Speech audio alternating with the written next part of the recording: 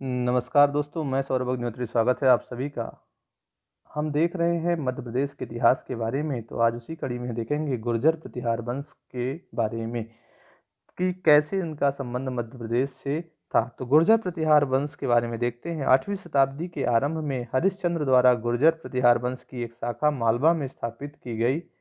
ठीक है, तो किसके द्वारा की गई है? हरिश्चंद्र के द्वारा। हरिश्चंद्र के पुत्र नागभट्ट प्रथम ने 730 ईस्वी के लगभग मालवा उज्जैन पर गुर्जर प्रतिहार वंश की स्थापना की थी। ठीक है, तो कभी कभी किताबों में पूछ देता है गुर्जर प्रतिहार वंश के संस्थापक कौन है, तो लोग नागभट्ट प्रथम को भी लगा देते हैं अगर हरिश्चंद्र ऑप्शन में नहीं रहता है तो। नागभट्ट प्रथम के पश्चात उसका जो पुत्र है कुकुस्थ और देवराज गद्दी पर बैठा। तत्पश्चात देवराज का जो पुत्र था वत्सराज वो शासक बना और जैन ग्रंथ कुबलय माला और हरिवंश पुराण के अनुसार वत्सराज 778 ईस्वी में सिंहासन पर बैठा था। ये कि बहुत बहादुर राजा भी था। वत्सराज के पश्चात उसका पुत्र नागभट्ट द्वितीय प्रतिहार शासक बना और विभिन्न जो अभिलेख थे उनके अनुसार उसने आंध्र, सैंधव, विदर्भ और कलिंग के नरेशों को पराजित किया था। उसके पश्चात नागभट्ट द्वितीय का पुत्र और उत्तराधिकारी रामभद्र एक दुर्बल शासक सिद्ध हुआ, परंतु रामभद्र का पुत्र मिहिरभोज एक शक्तिशाली शासक था। तो यहाँ पे क्वेश्चन पूछ सकता है मिहिरभोज किस वंश से संबंधित था? तो गुर्जर प्रतिहार वंश से। उसने कन्नौज को राजधानी बनाकर आरंभिक वर्षों में मालवा, राजपुताना और मध्य प्रदेश में अपनी स्थिति सुदृढ़ कर ली थी और मिहिर भोज के शासनकाल को गुर्जर प्रतिहार साम्राज्य का स्वर्णकाल माना जाता है। हो सकता है आपसे प्रश्न पूछ दे कि गुर्जर प्रतिहार साम्राज्य का स्वर्णकाल किसे कहा गया है, किसके शासनकाल को कहा गया है, तो आपको बताना है मिहिर भोज के शासनकाल को। दौलतपुर अभिलेख में मिहिर भोज को प्रभास एवं ग्वालियर अभिलेख में आदिव राह तथा सागर ताल प्रशस्ति में मिहिर भोज आदि उपाधियों से विभूषित किया गया है।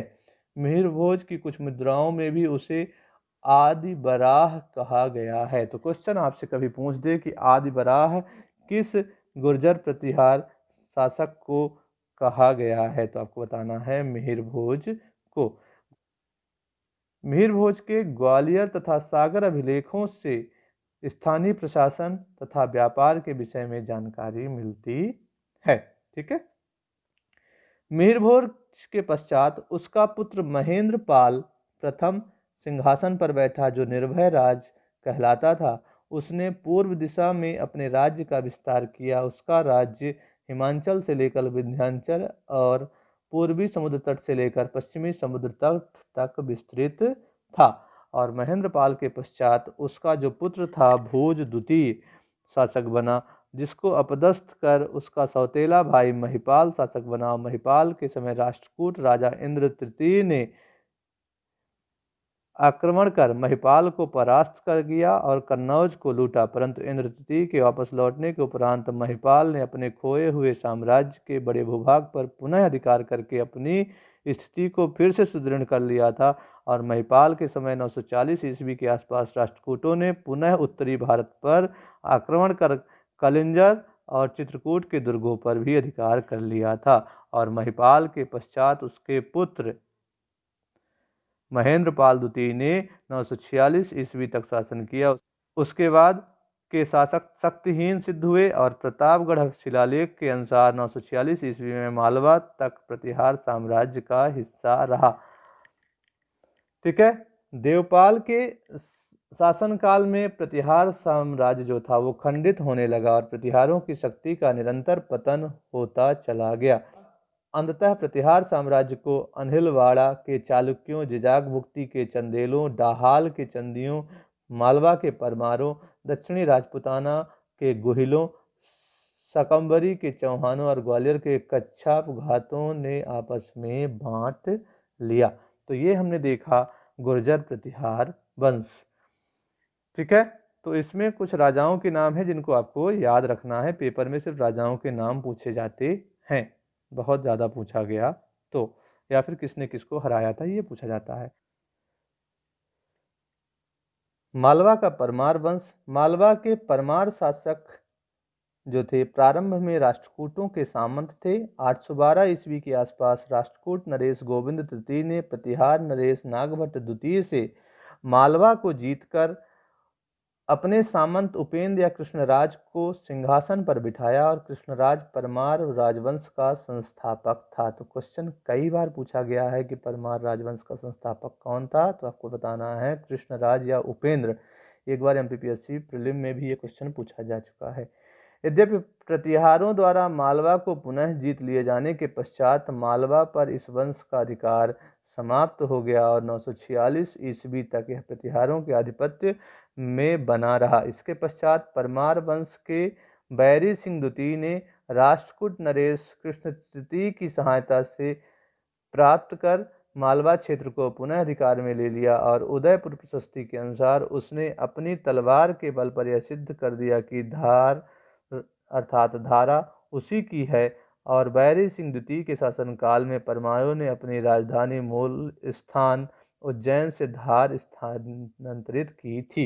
यानी यहाँ पर ये ध्यान रखना है कि मालवा की राजधानी क्या बनाई गई थी, तो यहाँ पर बैरी सिंह द्वितीय के शासनकाल में धार स्थानांतरित कर दी गई थी तथा उसके पुत्र सियक द्वितीय ने 972 ईस्वी में अपने अधिपति राष्ट्रकूट नरेश खोतिक को परास्त कर मालवा में स्वतंत्र राज्य की स्थापना की थी। तो यहाँ पे सियक द्वितीय ने राष्ट्रकूट नरेश खोतिक को परास्त किया और यहाँ पर स्वतंत्र राज्य की स्थापना की, जिसकी सीमाएं झालावाड़, ये राजस्थान में पड़ता है, मंदसौर का बॉर्डर है भानपुरा के आसपास, दक्षिण में ताप्ती तथा पूर्व में भेसला तथा पश्चिम में साबरमती तक विस्तृत थी। सियक द्वितीय द्वारा राज्य त्याग के पश्चात उसका पुत्र जो था बागपति मुंज, ये क्वेश्चन पूछ सकता है, बागपति मुंज किस वंश से संबंधित था, शासक बना। मुंज एक महान योद्धा, विद्वान एवं सुयोग्य शासक भी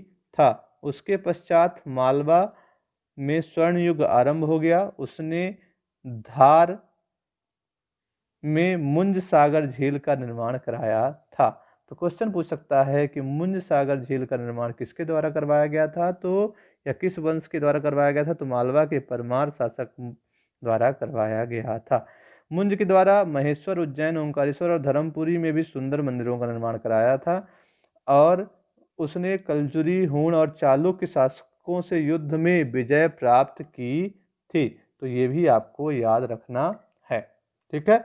उसके बाद उसका मुख्य संघर्ष चालुक्य नरेश तैलप द्वितीय से हुआ।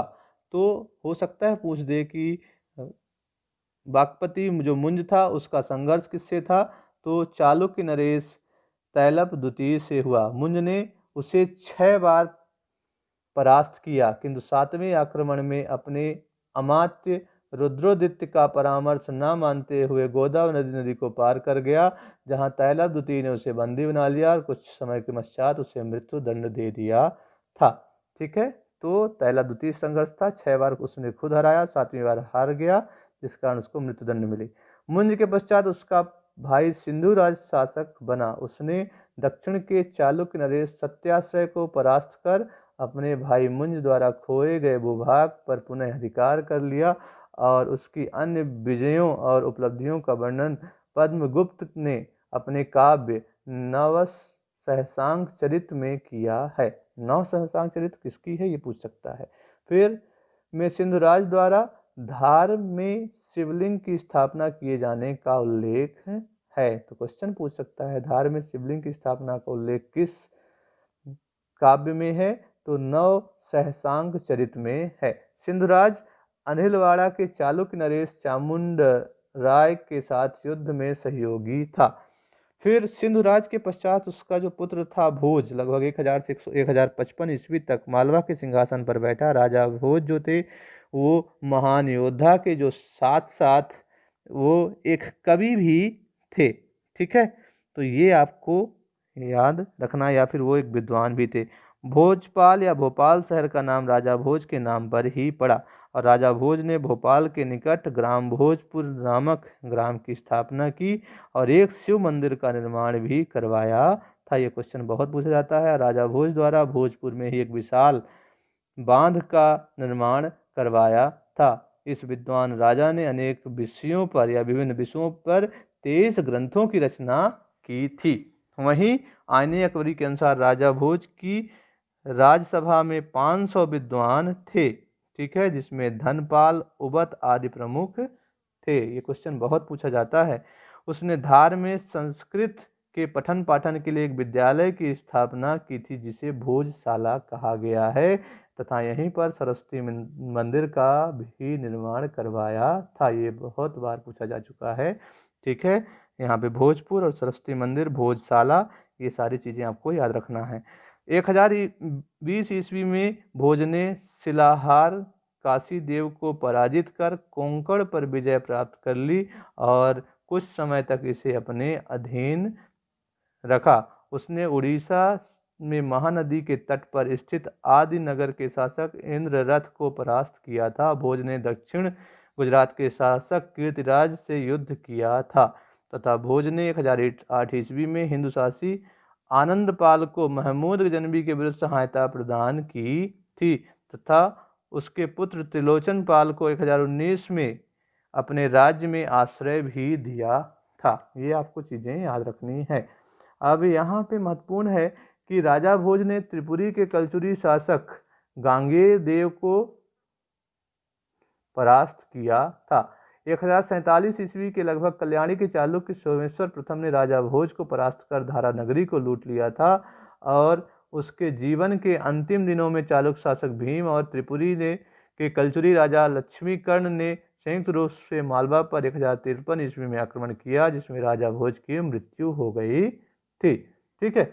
और राजा भोज के पश्चात कलचुरी नरेश लक्ष्मी कर्ण तथा चालुक्य नरेश भीम का अधिकार हो गया था, किंतु भोज के मृत पुत्र जयसिंह प्रथम ने दक्षिण के चालुक्य युवराज विक्रमादित्य की सहायता से मालवा से कलचुरियों और चालुक्यों को पराजित किया था।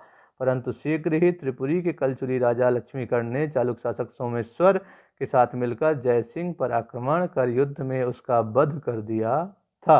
यहाँ पे जयसिंह का वध हो गया है। उसके बाद इस वंश के अगले शासक उदयादित्य ने चौहान शासक विग्रहराज तृतीय की सहायता से मालवा पर पुनः अधिकार कर लिया था। तो ये कहानी बार बार मालवा के इर्द गिर्द ही घूम रही थी, ठीक है। उसके बाद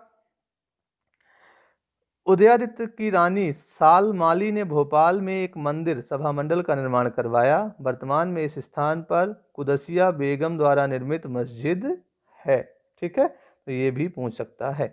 उदयादित्य के पश्चात लक्षदेव या इंगद देव, नरवर्मन तथा यशोवर्मन क्रमशः सत्तासीन हुए। यशोवर्मन के पश्चात मालवा के कुछ भाग पर चालुक्यों, चंदेलों और चौहानों ने अधिकार कर लिया था।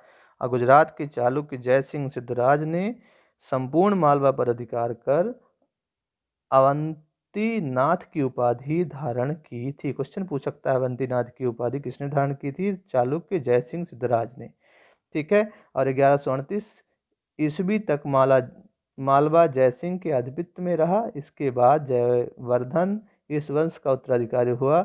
उसने होयसल और यादव राजाओं से युद्ध किए और मालवा को पुनः प्रतिष्ठा स्थापित किया, ठीक है। और जयसिंह के उत्तराधिकारी सुभट वर्मा और अर्जुन वर्मा को चालुक्यों और यादव शासकों से युद्ध में संलग्न रहना पड़ा और अर्जुन वर्मा के पश्चात देवपाल शासक बना और देवपाल के शासनकाल में इल्तुतमिश ने मालवा पर आक्रमण किया था। तो यहाँ पर सबसे महत्वपूर्ण है कि जो गुलाम वंश का शासक था इल्तुतमिश, उसने मालवा पर जब आक्रमण किया तो उस समय यहाँ का शासक कौन था? तो देवपाल था। उसने 1233 ईस्वी में विदिशा पर अधिकार कर उज्जैन को लूटा, परंतु यह विजय स्थायी नहीं रही। और यहाँ पर देखने लायक है कि देवपाल का जो पुत्र था वह जैतुगी को 1250 ईस्वी में बलबन के आक्रमण का सामना करना पड़ा था। तो यहाँ पे प्रश्न उठेगा कि बलबन के आक्रमण का सामना किसे करना पड़ा? तो जैतुगी को।